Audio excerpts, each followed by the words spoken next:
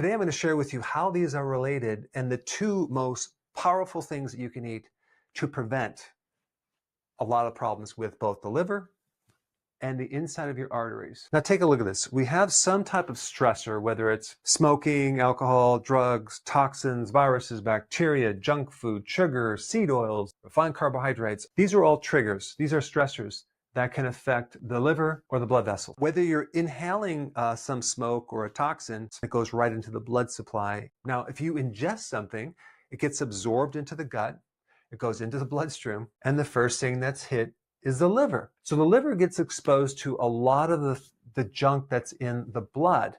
And one of the things the liver is supposed to do is clean out the toxicity that's in the blood. It has various enzymes to turn these poisons into harmless particles. And so both of these tissues are working together very, very hard to keep you healthy. However, since you live on planet Earth, you're exposed to a lot of bad foods, toxicity. Okay, this is how it works.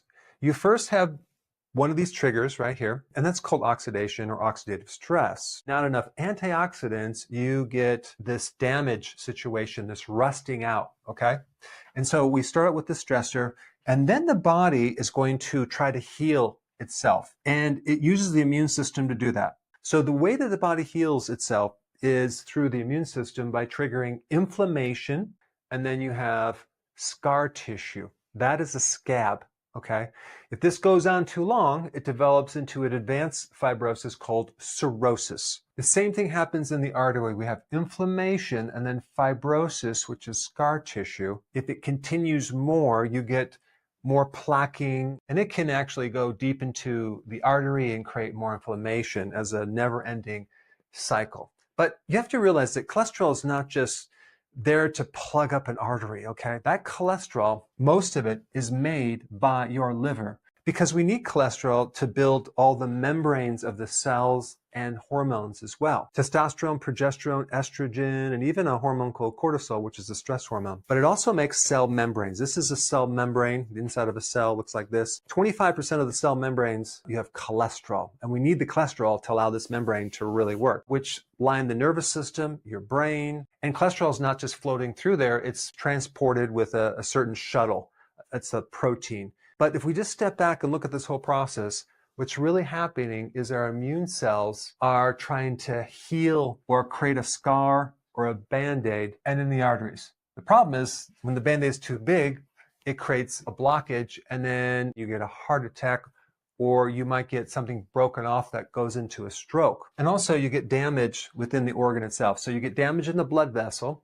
So now we don't get the right, it's called nitric oxide, to allow it to vasodilate or relax. So now we just get constriction. That's called high blood pressure. We get abnormal lipids, so that's the cholesterol thing.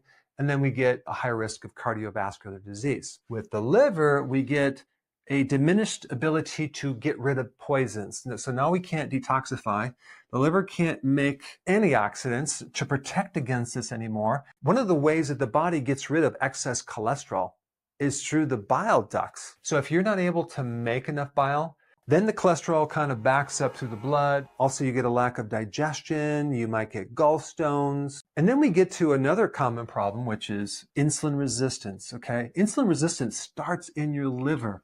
And insulin resistance comes before prediabetes, and then you get diabetes. So the problem with insulin resistance is now you can't really regulate blood sugars that well anymore.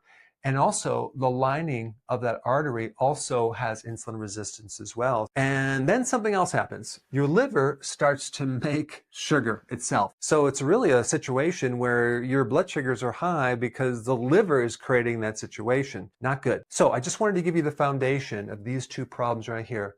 Now let's get into what garlic and onion can do for both of these. Well, the two foods that can counter that and prevent that whole process are these two right here that can help decrease oxidative stress through dealing with free radical damage. And so by consuming these antioxidants from these two foods, you're basically borrowing electrons from something else to help get rid of these free radicals. That's the oxidation, inflammation, fibrosis, calcification. Now, these two foods are very high in sulfur. Now, what's so significant about sulfur? Well, sulfur is involved in this amazing phase 1, phase 2 detoxification enzyme system. Each enzyme has the capacity to break down and eliminate safely chemicals. That's quite magical. So whether you're being exposed to nicotine, caffeine, a drug, this system allows you to deal with all this exposure, whether it's coming in from your lungs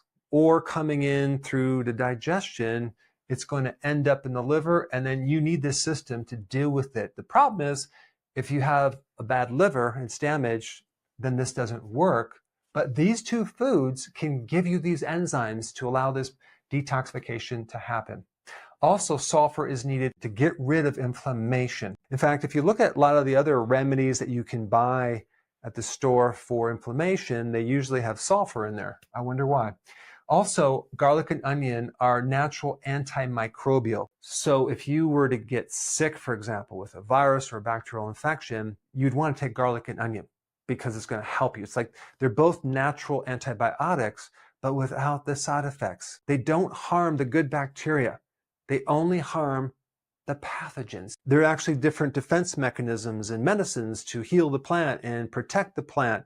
And we can piggyback off that by consuming the actual plant itself. Now, also, if you consume both of these, you're going to find another benefit of blood thinning. I'm not talking about making your blood abnormally thin, where you're going to have excess bleeding. But if you do happen to have this problem where you're clotting more than usual, which is not a good thing, it can bring you back to that normal. But it's a mild version of that without the side effects. So that's really cool. Also, the ability for both of these foods to help you make insulin more sensitive is also another benefit, since so many people have insulin resistance. So even though when you cook an onion and it becomes sweet and there's carbohydrates, you do not have to worry about that onion messing with your blood sugars or creating any type of diabetes. It's not going to do that because it's actually low on the glycemic index, and also it has so many different things that can protect against this insulin problem and the diabetes issue. So by getting rid of the oxidative damage and the inflammation, you can then decrease the fibrosis that's going on. You're also going to get a nice balance of all your lipids. You're going to optimize your lipids. Garlic has the ability to help your liver make more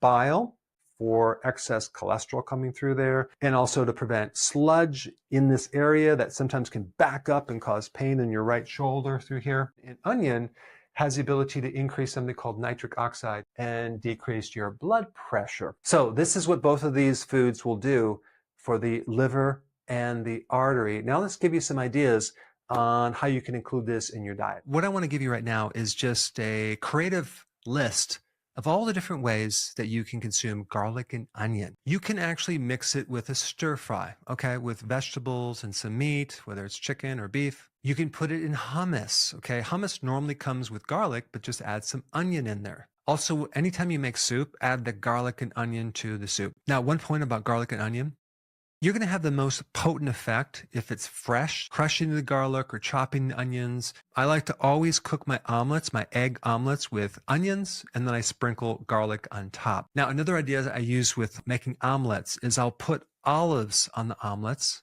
I'll put fermented garlic cloves, and I will slice up and saute onions. I'm probably making you hungry right now. I also like to put garlic and onion on my mashed cauliflower with a little sea salt and pepper. It's awesome. You can also infuse garlic and onion in your dressings with the olive oil. If you're making beef stew, always put plenty of garlic and onions in that. Anytime I fry a steak, I will also saute garlic and onion and put that on there. Garlic and onion with steak will act as a natural antibacterial. You can also use rosemary, oregano. All of those will help. When I make salsa or guacamole, I always put onion and garlic in there. And of course, if you haven't seen my pizza recipe, you could put plenty of onions and garlic on that because you're using the cauliflower crust. It's totally amazing. And since we're on the topic of pizza, if you haven't seen this recipe and how I make this pizza, you should check it out. I put it up right here.